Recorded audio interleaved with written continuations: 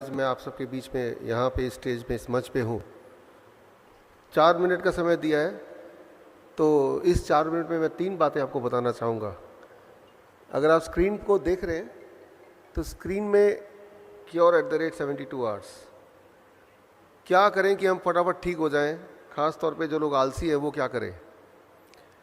पहली बात तो दवा क्या होती है, मेडिसिन क्या है। अगर आप डिक्शनरी में देखेंगे तो डिक्शनरी में मेडिसिन का मतलब सिर्फ टैबलेट, कैप्सूल, टॉनिक ही नहीं, कोई भी ऐसी साइंस जो आपको क्योर रहने में करने में या दवाई या बीमारी को प्रिवेंट करने में मदद करती हो, उसे हम मेडिसिन बोलते हैं।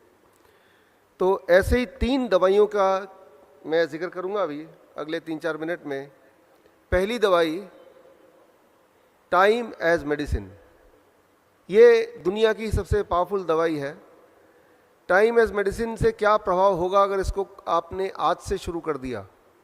करना सिर्फ इतना है, सुबह 8 बजे से पहले कुछ ना खाएं, शाम के 6 बजे के बाद कुछ ना खाएं। यानी कि डिनर आपको शाम के 6 बजे से पहले फिनिश कर देना होगा। 6 बजे के बाद पानी पी सकते हैं, लेकिन कुछ खाना नहीं है। कम खाने नहीं बोल रहा हूं मैं, अलग खाने नहीं बोल रहा हूं मैं सिर्फ इतना बोल रहा हूं, your eating bracket is between 8 AM to 6 PM।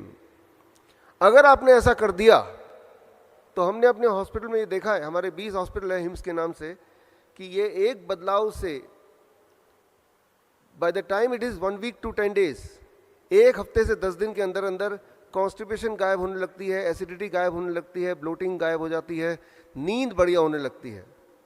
लेकिन अगर 15 दिन से अधिक करने लगे तो जॉइंट पेन गायब होने लगता है।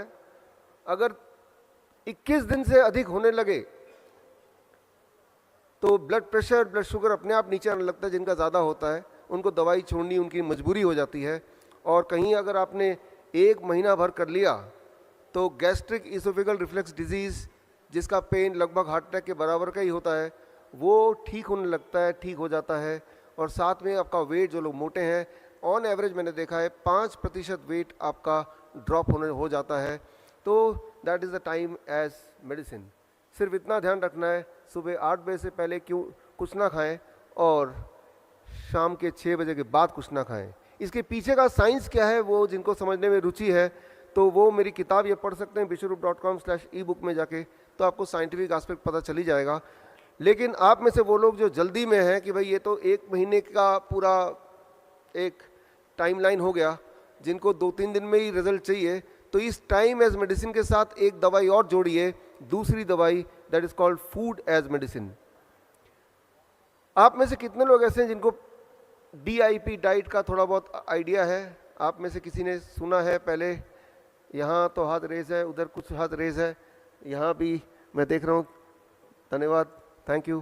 तो DIP डाइट अगर आप टाइम एज मेडिसिन के साथ जोड़ दें तो हमने ये देखा है पिछले 14 सालों में कि पहले 72 आवर के अंदर ही, पहले 3 दिन के अंदर ही ब्लड शुगर नीचे आने लगता है इतनी तेज़ी से कि दवाई छोड़ना मजबूरी हो जाती है, इंसुलिन को टेपर डाउन करना ज़रूरत हो जाती है।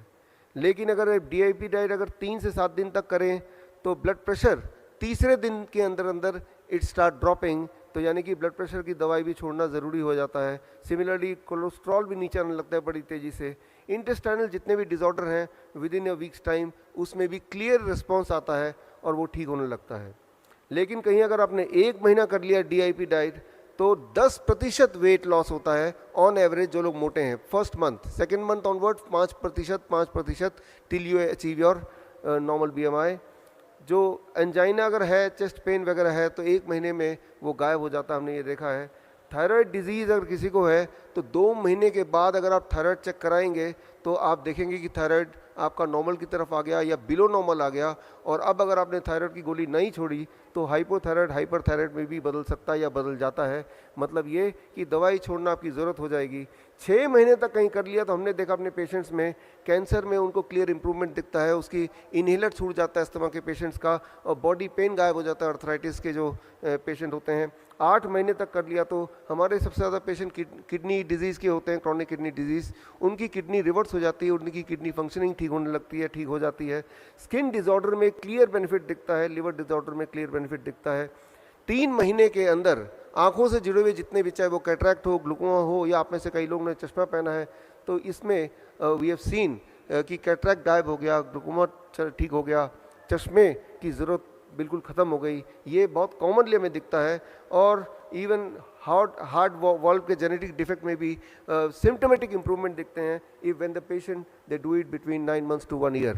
तो ये टाइमलाइन जो हमने इस कलेक्ट किया है हमारे हॉस्पिटल से और पिछले 14 साल के एक्सपीरियंस से, तो आपको ये दोनों दवाई जोड़नी है। लेकिन एक तीसरी दवाई कर बता के मैं इसको कंक्लूड करूँगा, जो इसके बिना जोड़े बिना थोड़ा सा अधूरा हो जाएगा। The third is DIP diet. क्या है ये बता दूं पहले। DIP डाइट बड़ा सिंपल है। 12 बजे तक आपको सिर्फ फल खाना है, 3 से 4 तरह के फल अपने वेट अनुसार। मेरा वेट 70 kg है, एक और शून्य लगा दूंगा तो 700 बन जाएगा। अब मेक इट ग्राम, यानी कि 700 ग्राम कम से कम फल मुझे खाना है 12 बजे से पहले पहले। अधिक कितना भी खा सकते हैं। और कहीं अगर आप डायबिटीज़ के पेशेंट हैं तो ज़रूरी है कि मीठे फल जैसे आम है, चीकू है, अंगूर है, ये ढेर सारा खाएं। जितना ज़्यादा मीठा फल खाएंगे उतनी जल्दी आपका डायबिटीज़ गायब हो जाएगा। ये बड़ा ही इम्पोर्टेंट है। तो आम का सीज़न जब होता है तो हम 1 किलो 2 किलो आम तो खिला ही देते हैं अपने पेशेंट्स को। आप घर पे कर सकते हैं। तो 12 बजे तक कुछ और नहीं खाना है, ना रोटी, ना चपाती, ना नूडल्स एक्सेट्रा। अब लंच एंड डिनर, जब भी आप लंच के लिए बैठेंगे 2 प्लेट लेके बैठेंगे, प्लेट 1 एंड प्लेट 2। प्लेट 2 में आपको वही रखना है जो अभी तक खाते थे, रोटी सब्जी दाल चावल एक्सेट्रा, उसमें कोई कमी नहीं करनी है। लेकिन उससे पहले प्लेट 1 जैसा स्क्रीन पे देख रहे हैं, 4 तरह की कच्ची सब्जी लीजिए जो आपको लगता है कच्चा खा सकते हैं। टमाटर, खीरा, मूली, गाजर, ककड़ी, मटर, सलाद पत्ता, लाल पीली हरी शिमला मिर्च वगैरह वगैरह, जो आपको लगता है आप कच्चा खा सकते हैं या फिर स्टीम करके खा सकते हैं। अब उसको अगर दवा के रूप में आप चाहते हैं कि वो काम करे, तो उसकी खाने की क्वांटिटी वेरी इंपॉर्टेंट। आपका बॉडी वेट इंटू 5, मेरा body weight 70 kg into 5, that becomes 350 ग्राम। तो 350 ग्राम से कम खाऊंगा तो वो फूड है। अगर मैं 350 ग्राम के आसपास खाऊंगा then it becomes a medicine. तो इतना वेजिटेबल कच्चा खाने के बाद, साथ नहीं बाद, अब आप प्लेट 2 यानी कुक्ड फूड भरपेट खा सकते हैं। अगर दिमाग में थोड़ा भी ये शक है इतना सारा सलाद खाने के बाद मेरा पेट भर जाएगा, मैं कुछ नहीं खा पाऊंगा, और तो आप देखेंगे कि आपकी एपिटाइट, आपकी भूख, आपका मेटाबॉलिज्म उल्टा बढ़ जाएगा 2-3 दिन के अंदर। और जितनी रोटियां अभी आप खाते हैं उतनी या उससे अधिक खाने की आवश्यकता पड़ेगी, in spite of the fact कि आप पहले सलाद पेट भर के खा चुके हैं। प्लेट 1 एंड प्लेट 2 लंच में भी यही करना है और डिनर में भी यही करना है। याद रखिए, लंच ऑब्लिक डिनर। एक आखिरी छोटी सी बात, और वो ये कि 2 तरह की चीज़ों को छोड़ दीजिए। जो भी चीज़ पैकिंग में आती हो, पैक्ड होती हो, फैक्ट्री से आती हो, और जो भी चीज़ जानवरों से आती हो। जानवरों से कौन सी चीज़ आ सकती है? अंडा, मीट, मछली, या फिर डेयरी प्रोडक्ट, दूध, दही, लस्सी, मक्खन, घी, पनीर, छाछ। छोड़ के देखिए एक बार, जिंदगी भर लेते रहे हैं, और कुछ चीज़ों को जोड़ लीजिए। स्प्राउट्स हैं, नट्स हैं, मुट्ठी भर खा लीजिए जब मर्जी। 6 बजे के बाद नहीं, शाम के उसके बीच में एज ए स्नैक्स। फल 12 बजे के बाद भी खाया जा सकता है एज ए स्नैक्स। धूप में बैठिए 40 मिनट, नहीं बैठ सकते 40 मिनट तो 20 मिनट बैठिए, 20 मिनट भी नहीं बैठ सकते तो 10 मिनट तो बैठ ही लीजिए।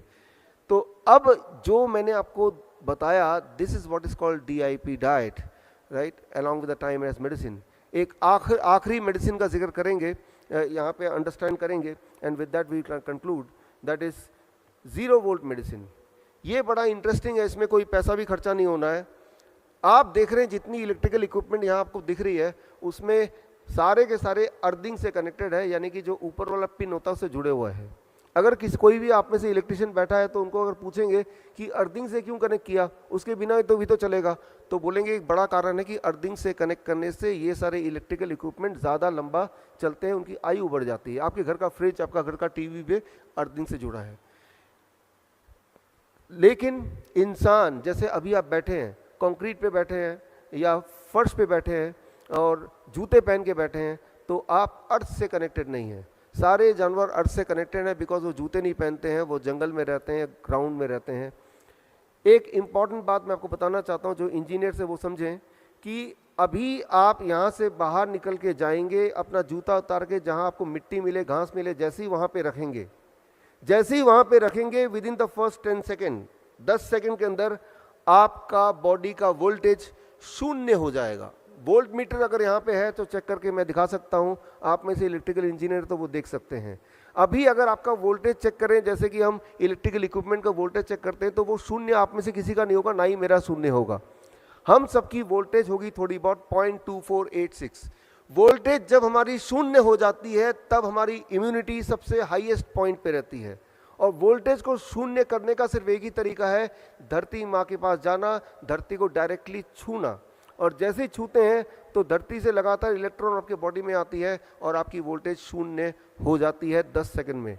लेकिन अगर आपने 20 मिनट तक वहीं पे धरती के साथ जुड़े रहे, चेयर लेके बैठे रहे और पैर धरती पे हैं डायरेक्टली, तो जो स्ट्रेस है, मूड है, वो उसमें इम्प्रूवमेंट आने लगती है, स्ट्रेस कम होने लगता है। और कहीं अगर 45 मिनट्स तक अगर आप धरती से जुड़े रहे तो हार्ट की पैल्पिटेशन दैट स्टार्ट्स रिड्यूसिंग। 1 घंटे में अलग अलग तरह का जॉइंट पेन, उसमें तुरंत ही लाइक ए पेन किलर आराम मिलने लगता है। अगर 1-2 घंटे आप धरती से कनेक्ट रहेंगे तो उस रात की नींद अच्छी होगी।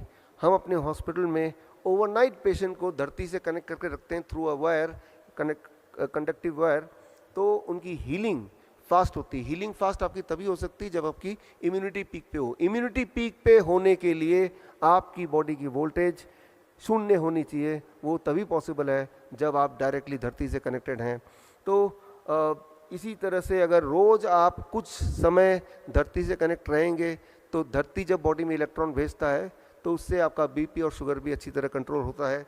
तो खैर ये 3 तरह की दवाइयाँ हैं जो आपको रोज़ लेने की कोशिश करनी है एटलीस्ट, और आप देखेंगे कि रिवर्स करना बीमारी बहुत ही आसान है और लगभग फ्री है। With this I conclude my this little bit presentation. All the best. Thank you. धन्यवाद। Thank you.